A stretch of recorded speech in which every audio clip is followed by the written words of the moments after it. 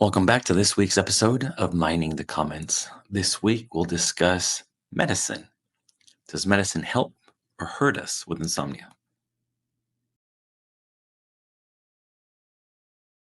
So, as always, I'd like to just take a moment to thank everybody who supports the channel and who posts comments and questions on the previous videos, as once again, it allows me the opportunity to be able to provide some support and maybe some helpful advice along the way.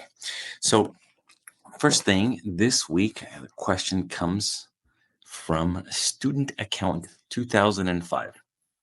It says, I've started to take medicine again.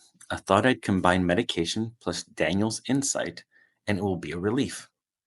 The medicine makes me feel so much worse.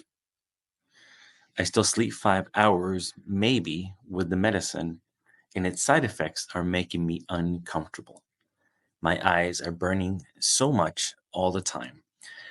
I feel sedated the whole day, but my doctor tells me it's important to take meds. I don't understand. Is my doctor wrong? But she's the best psychiatrist in the whole city. So, a couple of things. Um, I did go through the program that Daniel offers, which is a coaching program.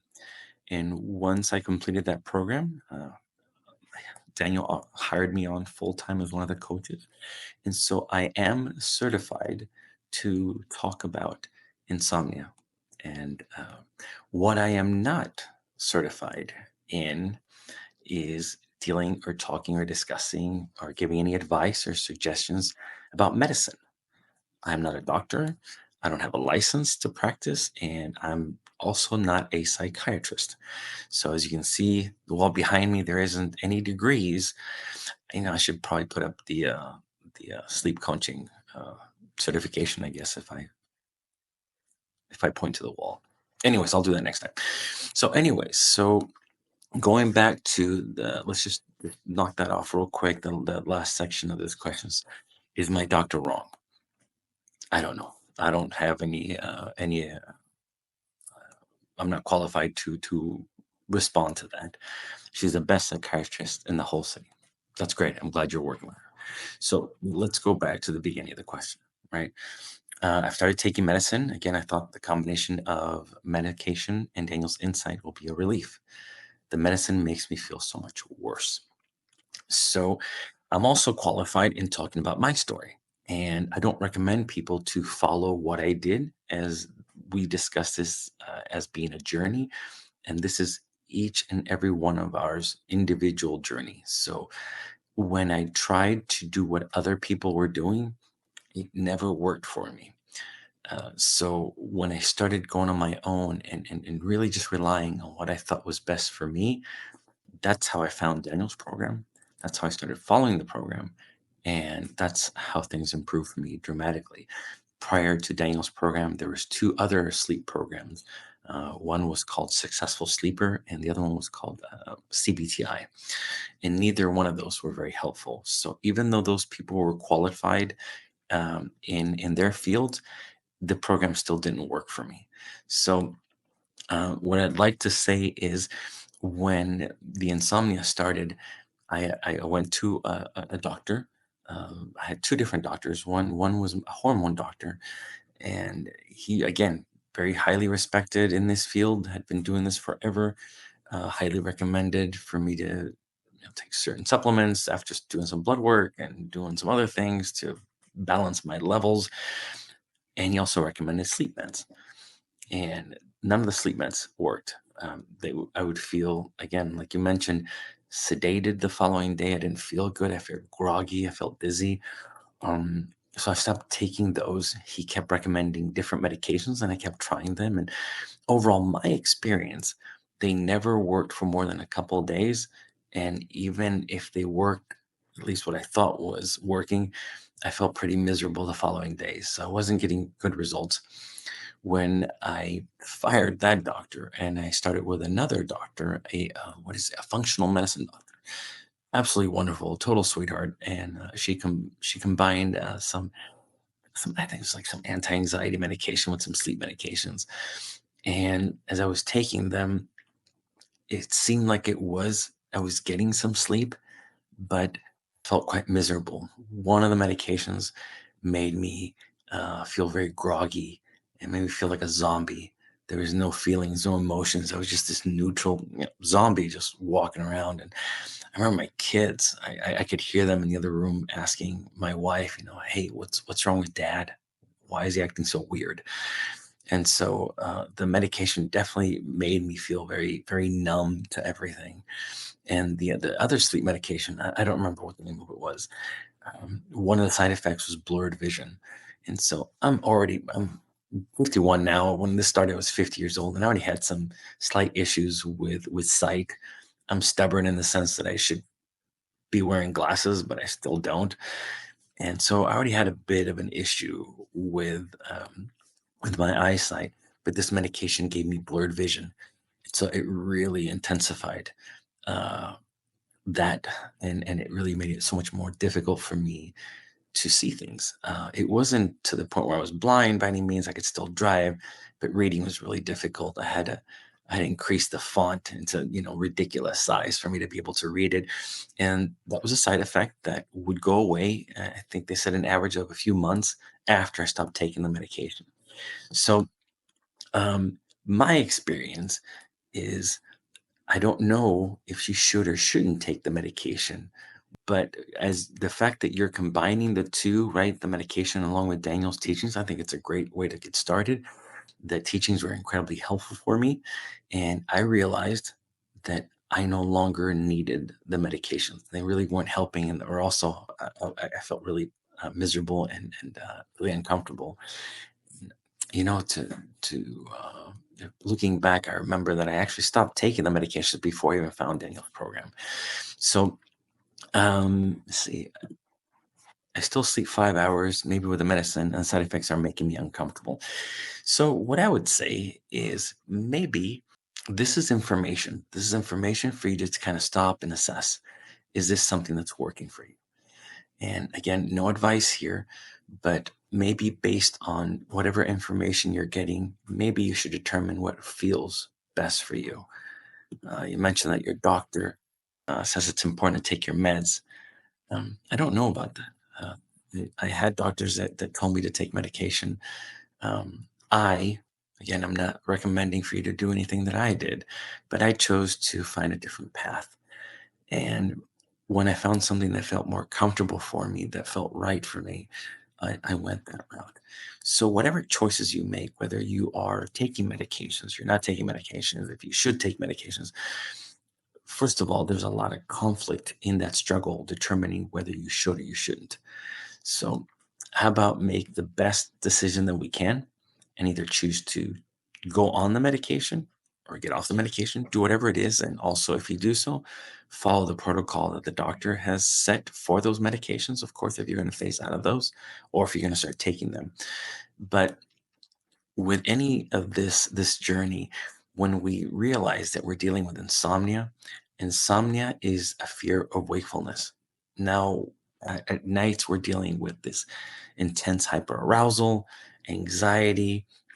So that's where the struggle really is. And I've seen people in the program, outside of the program, a friend of mine who dealt with insomnia, take some medications for a while. And when they felt like they were doing better, and they felt comfortable, and they chose to get off the medication, they did so at their own time. And I've had other situations where I've talked to people where they say, I don't think the medication is working for me. I'm going to follow this program. And they were successful as well. So in this program, we are medication neutral. People can recover from insomnia with or without medications. What I would say is more important is the pressure that we put on ourselves to get off of the medications that can kind of make it a little bit more tricky or kind of create a lot more speed bumps along the way, create more of a struggle. So in this case, I would say um, if the medication isn't making you feel good or you're struggling with the medication, maybe that would be information for you to take in and consider what would be best for you, whether it's to stay on it or maybe try something else. Whatever that I don't know. I definitely would say consult with your doctor and see what she says. I also, at one point, like I said, I got rid of my doctor and I found somebody else to get the more of a second opinion. So you have a couple of different options there to choose what would be best for you.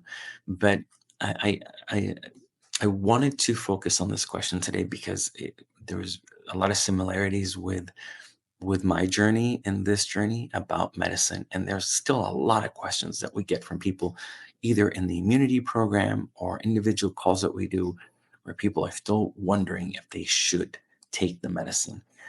Once they determine that they're going to take it for a period of time as a way to support themselves or comfort themselves, they tend to notice less pressure or anxiety or less inner conflict um, every day as they take the medication. We also talk about how maybe taking a medication, if you do so, look at it as more of a vitamin. I'm taking this vitamin, I'm taking this for right now because I find it helpful. So if it's helpful to you, then by all means, continue to do so. When I phased out of the medications I was taking, I followed the protocol that the doctor recommended. And I remember cutting the pill into halves. I think I did that for about a week or two, I don't remember, and then into quarters, and then again a week or two. And then she said, just start taking a quarter every other day. And once you do that for a week, you really don't have enough in your system to do anything. So you can just stop whenever you feel like it. What I decided to do, what was more comfortable for me, was to cut those into quarters. And I took those for weeks every other day. I knew that it wasn't helping me, that it wasn't really doing anything, but I felt that it was something that I wanted to keep doing. Somehow it was comforting for me to just keep taking it. And I remember after several weeks, there was one day that I was gonna, on the day that I was supposed to take it, I decided to go, I'm fine. I don't really need this anymore. So being gentle with ourselves, taking a softer approach to this, less conflict, less pressure, can be incredibly helpful in this process. Remember, uh, sleep is effortless. So the less pressure we put on ourselves, the less pressure we put on whatever conflict we're dealing with, the greater chances that we have of being able to sleep and even sleep and feel more well rested along the way. So I hope this was helpful for you. I hope this answered your questions. And of course, as always, if you have any other questions, either about this video or any other questions you may have about sleep, feel free to post it in the comments below. And I'll be more than happy to go over it this week and see if I can answer it the following week. Until then, I hope you guys have a wonderful rest of the week. Remember to be kind, be patient with yourselves. This insomnia journey is brutal. It is rough. It broke me when I was going through it. But the moment I found knowledge, I started to understand what was going on. It started to relieve a tremendous amount of pressure. Be patient with yourself, be kind with yourself, and you will get past this. Until then, a wonderful week. Take care. Bye. Hi there, Coach Style here, and I hope you thoroughly enjoyed the video that you just saw. If you are finding yourself thinking a lot about what your life would be like if you weren't struggling with sleep, if you had bandwidth for everything else in life that you want to do, if you felt like yourself again, if you didn't even give the night a second thought, well, then I have news for you. Leaving the struggle is actually so much easier than we often think. Everything that you need truly is out here on our channel in our free content. The one thing that can be tricky though is that sometimes you don't really see where you are not contextualizing the teachings to yourself. And what also can be tricky is that it can feel a bit lonely and isolating to leave the struggle on your own. If this applies to you, then head over to thesleepcoachschool.com because we have programs where you can join a community of people that are leaving the struggle, which is led by coaches who have already done so. And so if this, again, sounds like something you'd be interested in, head over to our website, thesleepcoachschool.com, and check out our Insomnia Immunity program. And if you decide to join, We can't wait to see you on the other side.